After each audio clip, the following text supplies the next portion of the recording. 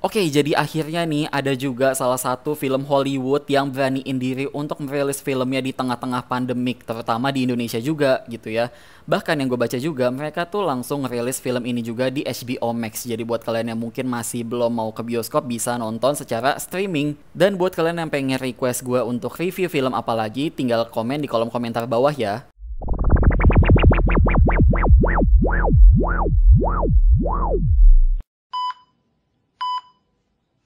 Kita masuk ke panelan pertama. Untuk story, gue kasih nilai 8. Film dibuka dengan adegan opening, kita tuh langsung diajak untuk flashback lagi ke masa lalu di mana Diana masih kecil dan menjadi sosok bocil yang sangat tangguh dan mengajarkan Diana bahwa kejujuran adalah hal yang paling penting. Dan gue sih dari awal mikirnya ya semoga aja sequence opening ini pas adegan lomba menjadi sesuatu yang penting ke ending filmnya gitu ya, karena itu adegan sequence-nya cukup lama tapi memang seru aja gitu loh. Intinya film Wonder Woman 1984 ini bercerita tentang Diana yang kenal sama cewek baru di kantornya bernama Barbara, dan mereka nemuin sebuah batu ajaib pengabul segala hal. Dan di sisi lain ada juga karakter baru bernama Max Lord yang ternyata ngincer batu ajaib itu juga. Dan memang di 45 menit awal sebenarnya agak sedikit berjalan lambat gitu ya jalan ceritanya, tapi memang itu tujuannya untuk menjelaskan secara detail background karakter yang baru-baru di sini, terutama kayak Barbara dan juga Max Lord. Dan makanya nggak heran kenapa durasi dari film ini tuh bisa lama banget, bisa sampai 2,5 jam, kayak Aquaman juga 2,5 jam sih sebenarnya.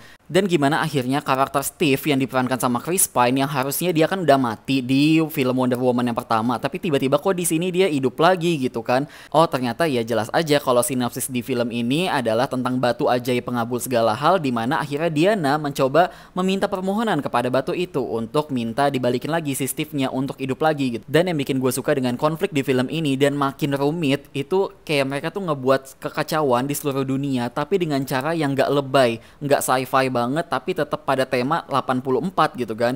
Yang sampai akhirnya hal inilah yang bikin Diana makin bingung tetap bertahan dengan permintaan dia itu untuk menghidupin si Steve kembali atau nyelamatin dunia, karena memang si batu ini tuh punya syarat gitu loh. Kalau kita minta sesuatu pasti ada sesuatu yang bakal diambil juga dari diri kita, yaitu kalau si Diana ketika dia minta untuk ngidupin kembali Steve itu sama aja kekuatan Wonder Woman-nya dia itu semacam diambil juga gitu loh. Jadi disitulah plus minusnya. Bahkan pas adegan Diana dan Steve akhirnya harus pisah lagi gitu ya, karena ya Diana tetap lebih milih untuk nyelamatin seluruh orang di dunia gitu kan, dengan akhirnya dia bisa balikin lagi kekuatan Wonder Woman-nya dia. Itu di situ gue agak terharu loh, karena adegannya tuh gimana ya, sedih gitu loh. Serius deh, kayak istilahnya orang yang lu cintai tiba-tiba balik lagi tapi ya mesti hilang lagi gitu loh. Dan ketika ini nyampe ke adegan klimaks, ternyata penyelesaian konfliknya itu tidaklah mudah. Jadi ya rumit banget, dan memang dia tuh harus battle dulu sama Barbara di mana dia jadi karakter antagonis juga, dan dia harus battle lagi sama Max yang juga karakter antagonis. Jadi karakter antagonisnya di sini kan ada dua, benar-benar double kill banget deh gitu. Cuma nih ada juga beberapa hal yang gue kurang suka, yaitu momen-momen nunjukin Diana dan Steve pacaran itu agak sedikit kelamaan. Sedangkan nih itu tuh momen-momennya ceritanya lagi jalan maju, tapi seakan kita tuh jadi kayak stuck aja gitu loh di momen pacarannya mereka.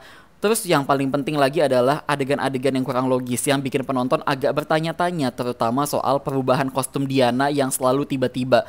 Kayak istilahnya dia tuh out of nowhere, ya tiba-tiba aja udah langsung ganti lagi kostum gitu loh, dari yang baju biasa langsung ganti kostum ke Wonder Woman-nya. Dan yang pasti setelah filmnya habis jangan langsung keluar ya, karena di sini ada credit scene yang sebenarnya cukup menarik, walaupun penting gak penting sih untuk credit scene-nya.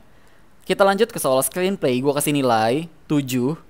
Ceritanya udah dibikin sedemikian bagus gitu ya, tapi sayangnya beberapa detail yang mungkin tidak ditulis secara rinci di dalam skripnya, yang akhirnya ada beberapa adegan yang terasa jomplang, terutama soal kostum tadi yang udah gue bilang. Kita lanjut ke soal directing, gue kasih nilai 8. Sebagai director cewek yang memang masih punya visi misi yang sangat jelas untuk mempertahankan karakter Wonder Woman dengan sangat kuat tapi tetap manusiawi, gue suka di situ. Kita lanjut ke soal aktor dan aktris, gue kasih nilai 8.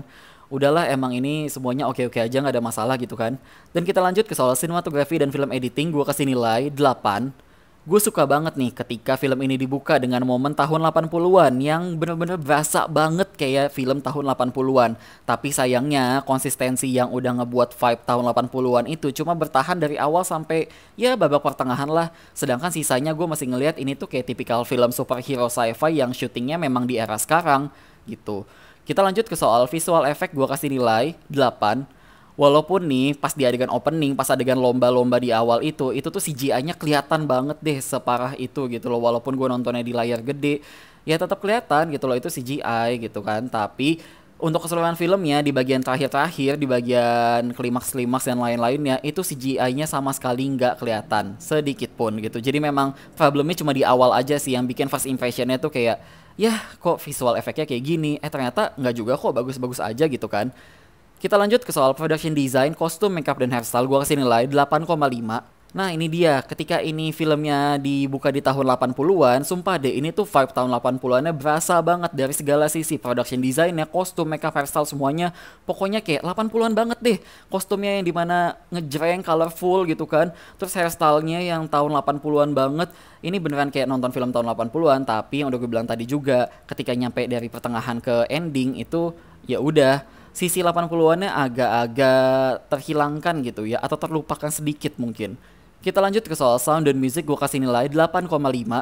Mungkin satu-satunya adegan musik yang paling gue suka banget adalah adegan si Diana sama Steve itu pisah. Itu musiknya bikin terharu banget sih, parah dong. Wow banget lah pokoknya itu. Jadi untuk total skor film kali ini gue kasih nilai 8/10. Pada akhirnya semua film itu selera masing-masing kok. Oke, sekian untuk penjelasan review film kali ini dan makasih udah nonton.